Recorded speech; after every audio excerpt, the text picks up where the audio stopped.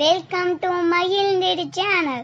உங்களுக்கு இந்த வீடியோ பிடிச்சிருந்தா லைக் பண்ணுங்க, ஷேர் பண்ணுங்க, கமெண்ட் பண்ணுங்க, சப்ஸ்கிரைப் பண்ணுங்க. மறக்காம பக்கத்துல உள்ள பெல் பட்டனை கிளிக் பண்ணிருங்க. இப்போ வாங்க வீடியோக்குள்ள போகலாம். இன்னைக்கு நாம் இறால் வறுவல் செய்ய போகிறோம். இதுக்கு முதல்ல இறாலை சுத்தம் பண்ணிக்கலாம். நீங்கள் கடையில் கொடுத்து சுத்தம் பண்ணும்போது இறாலோட மேலே இருக்கிற தோலை மட்டும்தான் உரிச்சிட்டு கொடுப்பாங்க. ஆனால் அது உள்ளே இருக்கிற குடல் அப்படியே தான் இருக்கும். இறாலை இப்படி எடுத்து அதோட மேல் பகுதியில் கத்தியை வச்சு லேசாக நீங்கள் கட் பண்ணிங்கன்னா உள்ளுக்குள்ளே பாருங்கள், கருப்பு கலரில் அதோட குடல் அப்படியே இருக்கும். அதை நீக்கிடுங்க. அதே மாதிரி இறாலோட கீழ்ப்பகுதியிலையும் கருப்பு கலரில் இருக்கிற இடத்துல நீங்கள் கத்தி வச்சு லேசாக கீறிட்டு அதை உங்கள் கையை வச்சு நீங்கள் எடுத்துடலாம். ரொம்ப ஈஸியாக வந்துடும். பார்த்தீங்களா? அந்த குடலை எடுத்துருங்க.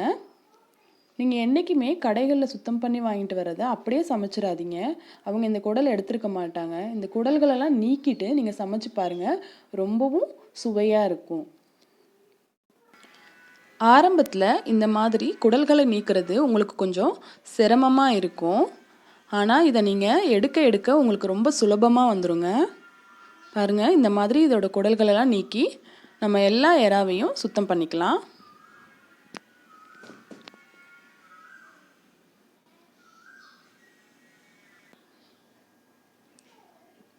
எல்லா இறால்களோட குடல்களை நீக்கி சுத்தம் பண்ணி எடுத்து வச்சுருக்குறோம். பாருங்கள், அடுத்து நம்ம இந்த இறால்களை கழுவிக்கலாம். இறால்களை கழுவுவதற்கு நான் உப்பு, மஞ்சள் தூள் 2 எடுத்து வச்சுருக்கிறேன். இது ரெண்டுத்தையும் இந்த இறால்களுடன் சேர்த்து நல்லா கிளறிட்டு ஒரு 3லிருந்து 4 தடவை நல்ல சுத்தமான தண்ணியில் கழுவி எடுத்துக்கோங்க. மஞ்சள் தூள் ஒரு சிறந்த கிருமி நாசினி. நம்ம அசைவ உணவுப் பொருளை அதை வச்சு கழுவுறது ரொம்ப நல்லது. பாருங்கள், நான் இப்போது ரொம்ப சுத்தமாக இதை கழுவி வச்சுருக்கிறேன். இப்போ இதுக்கு தேவையான பொருட்களை பார்க்கலாம். உப்பு, இஞ்சி, பூண்டு, மிளகு, சீரகம் சேர்த்து அரைத்த மசாலா, எண்ணெய், வறுப்பதற்கு தேவையான அளவு, மிளகாய்த்தூள், கருவேப்பிலை. வாங்க இப்போது இந்த இறால் வறுவல் எப்படி செய்கிறதுன்னு பார்க்கலாம்.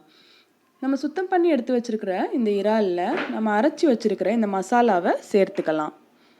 அதாவது 1 டீஸ்பூன் மிளகு, 1 டீஸ்பூன் சீரகம், 10 பல் அளவுக்கு பூண்டு, அதற்கு சமமான அளவு இஞ்சி எடுத்து நல்லா மிருதுவாக வர வரைக்கும் அரைச்சி அந்த மசாலாவை இதில் நம்ம சேர்த்துக்கலாம். இந்த மசாலாவை சேர்த்துட்டு இதை நல்லா கிளறி விட்டுக்கலாம்.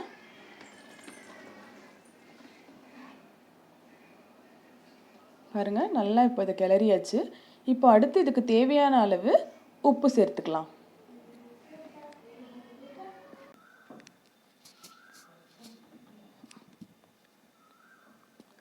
உப்பு சேர்த்தவுடன் கருவேப்பிலை சேர்த்துக்கலாம். கருவேப்பிலை நம்ம வறுக்கும் போது நம்ம டிஷ்ஷுக்கு ரொம்ப நல்ல ஃப்ளேவர் கொடுக்கும். அடுத்து மிளகாய்த்தூள். ஆல்ரெடி நம்ம மிளகு வேறு சேர்த்துருக்குறோம், அதனால் உங்கள் தேவைக்கு ஏற்ப மிளகாய்த்தூள் சேர்த்துக்கோங்க. இப்போ இது எல்லாத்தையும் சேர்த்து நல்லா கிளறிக்கலாம். உங்களுக்கு தேவைன்னா நீங்கள் 2 ஸ்பூன் அளவுக்கு கார்ன்ஃப்ளவர் சேர்த்துக்கலாம். நான் இன்றைக்கி கார்ன்ஃப்ளவர் சேர்க்காம தான் செய்ய போகிறேன். இப்போ இந்த கலவையை ஒரு 20லேருந்து 25 நிமிஷம் நல்லா ஊற வச்சுக்கலாம். பாருங்கள், 25 நிமிஷத்துக்கு அப்புறம் மசாலாலாம் நல்லா ஊறிடுச்சு. இப்போது தோசைக்கல்ல ஸ்டவ்வில் வச்சாச்சு.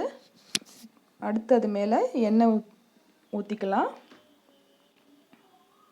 நீங்கள் எண்ணெய் ஊற்றாமல் அப்படியே இறால்களை போட்டிங்கன்னா இறால்கள் எடுக்க வராது, அது தோசைக்கல்லுலேயே ஒட்டிக்கும். அதனால் எல்லா சைட்லேயும் நல்லா ஈவனாக எண்ணெய் ஸ்ப்ரெட் ஆகிற அளவுக்கு தடவிக்கோங்க. எண்ணெய் கொஞ்சம் தாராளமாகவே விட்டுக்கோங்க. எண்ணெய் விட்டதுக்கப்புறமா நம்ம எடுத்து வச்சுருக்கிற இறால்களை இப்படி போட்டுக்கலாம்.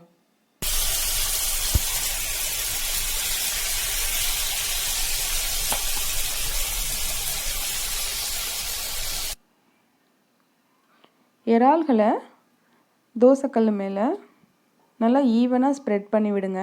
ஒன்று மேலே ஒன்று இருந்துச்சுன்னா அது வேகிறதுக்கு ரொம்ப லேட் ஆகும். இந்த மாதிரி தனித்தனியாக எல்லா சைட்லையும் எடுத்து விட்டு நல்லா வேக வைங்க. இப்போ இதை நல்லா வேகட்டும்.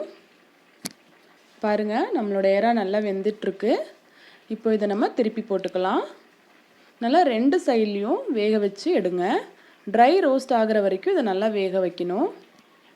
வாவ், பார்த்தீங்களா, நம்மளோட இறால் வறுவல் ரெடி ஆயிடுச்சு. இதை இப்போது வேறு ஒரு கண்டெய்னரில் ட்ரான்ஸ்ஃபர் பண்ணிக்கலாம். பார்த்தீங்களா, ரொம்பவும் சுலபமாக சுவையான இறால் வறுவல் ரெடி ஆயிடுச்சு. இதை வெங்காயம் கொஞ்சம் எலுமிச்சம்பழம் வச்சு நம்ம சர்வ் பண்ணலாம். நம்ம வீட்டில் இருக்கிறவங்கலாம் ரொம்ப விரும்பி சாப்பிடுவாங்க. கண்டிப்பாக நீங்கள் இந்த டிஷ்ஷை உங்கள் வீட்டில் ட்ரை பண்ணி பாருங்கள். உங்களோட கமெண்ட்ஸை எங்கள் கூட ஷேர் பண்ணிக்கோங்க.